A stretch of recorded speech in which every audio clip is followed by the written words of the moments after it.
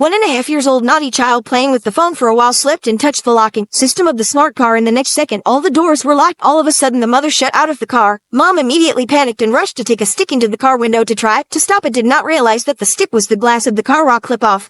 Mother and child were completely separated by the car because the child turned on the car's vault mode, a smart mode that can only be turned off with a cell phone. Anna anxiously instructed the bear child to control the phone as long as the finger on the button so that the mother and child can be out of the trap. But the son simply cannot understand, only on the screen to click on the screen. Anna is getting impatient. She's furious. She's telling her son to control the phone, but he gets scared and the phone slides to the ground. Anna is devastated because they are now in the middle of a vast expanse of the Gobi and the dirt road is deserted, surrounded only by rocks and sand. Anna tries to calm down. She tries to talk to the smart system in the car, but it's like a bank vault. It's completely silent to the outside world. Anna was going crazy. She found a rock and tried to break the window, but the rock broke the window, but there was no damage to the window. The child cried at her mother's ferocity, and Anna tried to comfort her through the window, but it seemed she could only ask for help. She then walked deeper into the Gobi and was lucky enough to see a power station ahead of her, but the doors were locked and no one answered her cries, so she had to climb over the wall. But she stepped over the wall and fell solidly onto the rubble. When she got inside, she was in pain,